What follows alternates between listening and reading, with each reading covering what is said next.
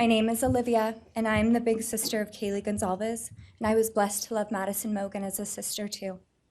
I'm not here today to speak in grief. I'm here to speak in truth. Because the truth is, my sister Kaylee and her best friend Maddie were not yours to take. They were not yours to study, to stalk, or to silence. They were two pieces of a whole, the perfect yin and yang. They are everything that you could never be. Loved, accepted, vibrant, accomplished, brave, and powerful. Because the truth about Kaylee and Maddie is they would have been kind to you. If you had approached them in their everyday lives, they would have given you directions, thanked you for the compliment, or awkwardly giggled to make your own words less uncomfortable for you. In a world that rejected you, they would have shown mercy. Because the truth is, I'm angry. Every day I'm angry. I'm left shouting at the inside of my own head everything I wish I could say to you. The truth about me is when I heard the news, I didn't cry. I listened for them. I promised them I would, that I would fight for them, that I would show up no matter what it cost me. I swore I'd never let them feel alone. Because you see, I've always been their heavyweight. I've always been the one to fight the battles they didn't feel ready to fight themselves. All it ever took was a call, and they knew I would handle it for them, no matter the time, no matter the cost.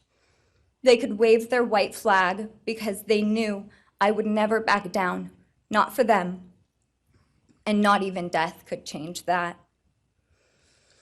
Somewhere along the line, I started to think about what I would say to them if I was given just one last chance. If I could gather enough heartbreak or love or sacrifice or whatever it took to get just one message across, what would I say? Throughout this entire process, I've written my feelings down at every moment, my wishes, my love, my denial, my anger. And as one final act of love, I'd planned to read these thoughts, even jarring and discombobulating and not even making sense. Because for me, that was true love. As bare and as naked as it could be, not laced in pretty words or dressed for the occasion, but written through bleary eyes at 2 a.m. with clenched fists, angry at this reality. My true final act of love was to continue on without them, for them. That dream to read aloud my love to them, to bring meaning through pain, was the latest blow in realizing you don't deserve it. And Kaylee and Maddie don't need it. Kaylee and Maddie have always known my love, and they would never ask me to prove it by further victimizing myself to a defendant who has shown no guilt, no remorse, no apprehension. They would say to me, "Why would you give the satisfaction of showing vulnerability now?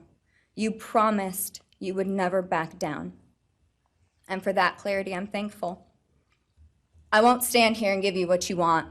I won't offer you tears. I won't offer you trembling. Disappointments like you thrive on pain, on fear, and on the illusion of power. And I won't feed your beast. Instead, I will call you what you are: sociopath, psychopath, murderer. I will ask the questions that reverberate violently in my own head, so loudly that I can't think straight most any day. Some of these might be familiar, so sit up straight when I talk to you. How was your life right before you murdered my sisters? Did you prepare for the crime before leaving your apartment? Please detail what you were thinking and feeling at this time. Why did you choose my sisters? Before making your move, did you approach my sisters? Detail what you were thinking and feeling. Before leaving their home, is there anything else you did?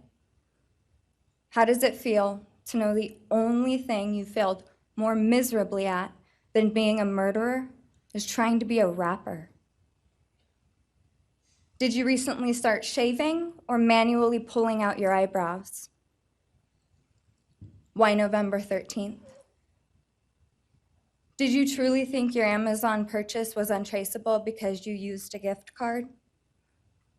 How do you find it enjoyable to stargaze with such a severe case of visual snow? Where is the murder weapon? The clothes you wore that night? What did you bring into the house with you? What was the second weapon you used on Kaylee?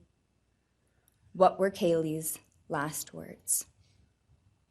Please describe in detail the level of anxiety you must have felt when you heard the Bearcat pull up to your family home on December 30th, 2022. Which do you regret more? Returning to the crime scene 5 hours later, or never, ever going back to Moscow, not even once, after stalking them there for months? If you were really smart, do you think you'd be here right now? What's it like needing this much attention just to feel real? You're terrified of being ordinary, aren't you? Do you feel anything at all? Or are you exactly what you always feared? Nothing. If you're so powerful, then why are you still hiding, defendant? You see, I'm here today as me. But who are you? Let's try to take off your mask and see. You didn't create devastation. You revealed it in yourself. And that darkness you carry, that emptiness, you'll sit with it long after this is over. That is your sentence. And it was written on the wall long before you ever pled guilty. You didn't win. You just exposed yourself as the coward you are. You're a delusional, pathetic, hypochondriac loser who thought you were so much smarter than everybody else. Constantly scolding, turning your nose up to grammar mistakes, nitpicking and criticizing others. You wanted so badly to be different, to be special, to be better, to be deep, to be mysterious. You found yourself thinking you were better than everyone else, and you thought you could figure out the human psyche and see through it, all while tweaked out on heroin. Lurking in the shadows made you feel powerful because no one ever paid you any attention in the light. You thought you were exceptional, all because of a grade on a paper. You thought you were elite because your online IQ test from 2010 told you so. All of that effort just to seem important. It's desperate. There is a name for your condition, though. Your inflated ego just didn't allow you to see it. Wannabe. You act like no one could ever understand your mind, but the truth is you're basic. You're a textbook case of insecurity disguised as control. Your patterns are predictable. Your motives are shallow. You are not profound. You're pathetic.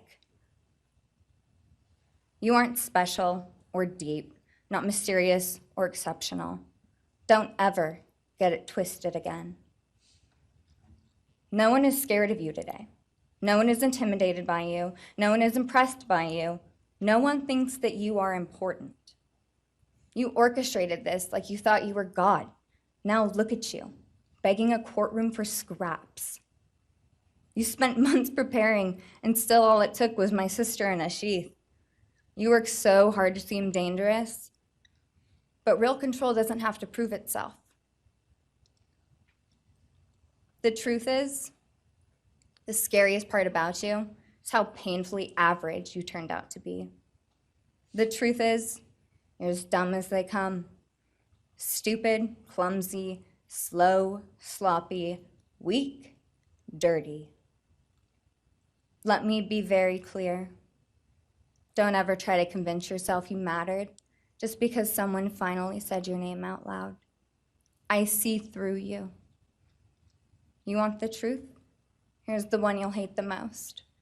If you hadn't attacked them in their sleep, in the middle of the night, like a pedophile, Kaylee would have kicked your fucking ass.